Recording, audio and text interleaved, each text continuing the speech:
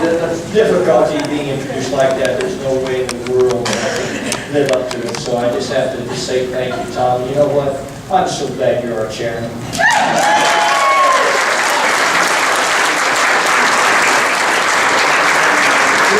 Never spoken what he said about Mr. Obama. If we fail to change the person in the White House, a lot of these wonderful victories we've had will be of very little consequence. So I kind of started out this morning. It's not something that's easy, but I started out this morning kind of with a point of personal privilege. They asked me to do this, and I wanted to kind of give you just a little sense, you know, that there's a certain heaviness in my heart this morning because of the decision that I made.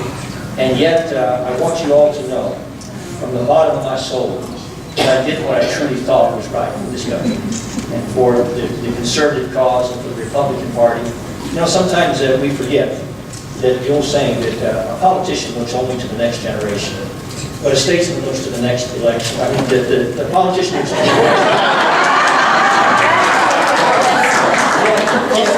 next the politician looks only to the next election, the statesman tries to look to the next generation.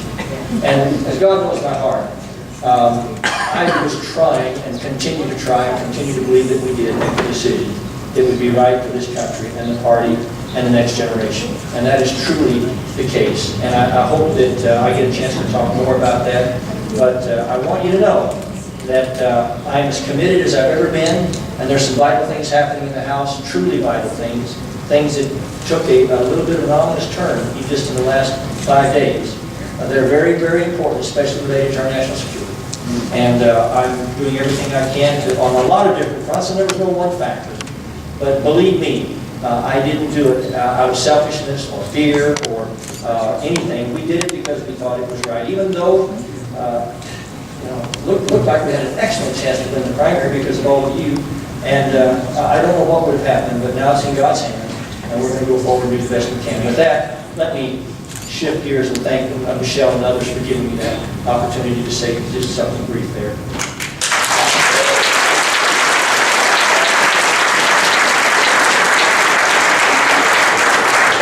I heard a quick little story that I have to tell you. It was about a man that was a bird watcher in California. He was out in the California desert looking at every case, and his lifelong dream was to find a giant condor.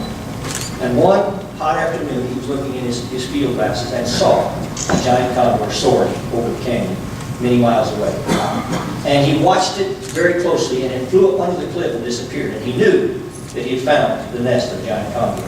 And he walked diligently half a day to get to where it was. He was sweating and it was hot, and he finally got to this cliff where he'd flown up under. It was almost 300 feet high. And he was determined that he was going to find this. He was an expert mountain climber, so he began to climb the cliff. It took him another hour or so to climb this cliff. And when he got there, there was an overhang over the nest, and he couldn't get to it. So he had to climb up on top of the cliff, and then walked out over the ledge, and he tied a rope out of the ledge, and dangled himself down over the canyon so that he could try to get his camera and see into this giant condor nest. Well, it was too dark. He couldn't see inside. So as determined as he was, he began to swing back and forth. This is a true story. This truly happened. He began to swing back and forth, and there's 300 feet to craggy rocks below, and he's got one hurdle. And he's swinging back and forth, and as it got longer and longer, he got close enough, got his feet up on the edge of the little cave there, and was able then to untie himself. And he tied his rope off, and it was dark, and he was hoping that the condor didn't fly out in his face. And he continued walking. He got his flashlight out, got his camera out, trying to be very careful, and he heard this faint swish behind him. And he thought, what's that? And then all of a sudden, it hit him. He had not tied the rope off well enough. And it had fallen and slipped out of his camp. And in that moment, it flashed through his soul. He thought, my God, they'll never find me. I will be here when some explorer, 200 or 300 years from now, finds this cliff cave, and maybe my bones will still be powdered, maybe not. And he was so panicked in that moment. And then something hit him, a flash of genius, and he turned, dropped everything he had, and turned and ran and dove out of the canyon. Because he knew when the rope swung out, that it would swing back. And that first time that it did was the only chance he would have to catch it. And he caught it in midair, caught it in midair, and hung onto it and climbed back to safety. And people didn't believe him until they found his camera and flashlight in the cave. And I will say to you, without being more dramatic, I tried to be as dramatic as I could. But I truly believe that's kind of what's happened to America. That we kind of let our boat slip out over the canyon here recently. And then we a little bit been asleep at the wheel. When you elect a guy like Bill Clinton, you've got to know that something's drastically wrong. And we've been kind of chugging along here, forgetting who we are, forgetting what the revolution really has meant. And then we went into not a sleep at the wheel, but into a political coma when we elected Barack Obama. And the only thing I would say to him is, God bless him, he has been the greatest Republican motivator in the history.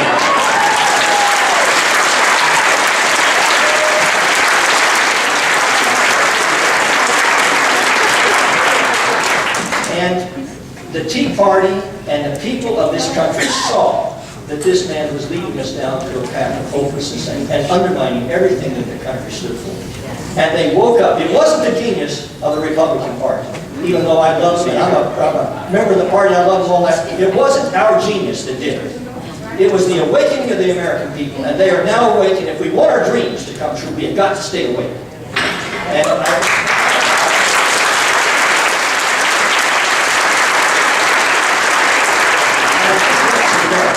that I truly believe that that's happening. And I believe that people like Michele Bachmann personify that awakening. Now, I know that a lot of times people get up here and they try to have this long litany of qualifications. I just want to say a couple things, not reading off a teleprompter here or anything. I'm just saying Michele Bachmann, that I know to be true. First of all, on the qualification side, and I have permission to say this, so you got to grant me diplomatic immunity if you keep your permission. This next week, Wednesday, she's going to be 55 years old. Yeah.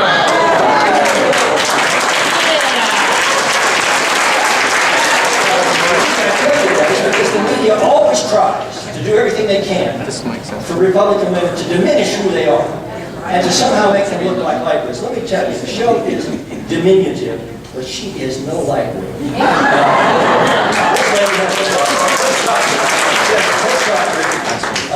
In tax law, she's the smartest tax attorney in the galaxy. And she understands really why all of these things are as they are. She understands the tax code and the structure to be something that is absolutely antithetical to the American dream. And she understands it better than anybody that I know. She's also somebody that, if you really want to look at what's important, as Emerson said, you know, that there are many things that are of consequence in life, but what lies before us and what lies behind us are small matters compared to what lies within us. And this lady has a love for America and a love for human freedom and a commitment to it as good as any I have ever seen in any person. And, you know, her husband and her, they have a small business and they have to run a business. They got about 50 employees. They're doing some amazing things, but you know what touched me the most about her? And she has had 5 children and 23 foster children.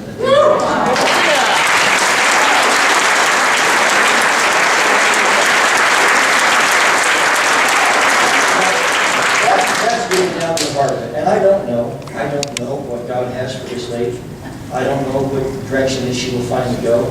But I want you to know that I am convinced with everything that wherever she goes, that at the center of her soul will be her desire to serve God, her loved ones, and her country.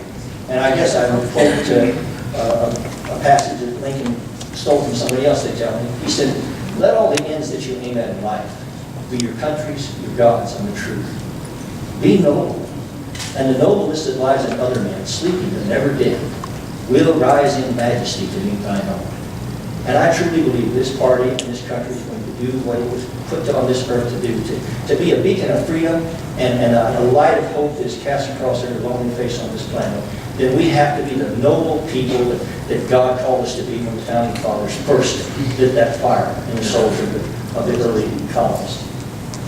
And with that, I will just tell you this, that I believe I know no one that personifies that dream and that revolution more than Michele Bachmann. And I wish her everything good that God can give her, and I hope you'll all give her your attention as she comes forward to speak.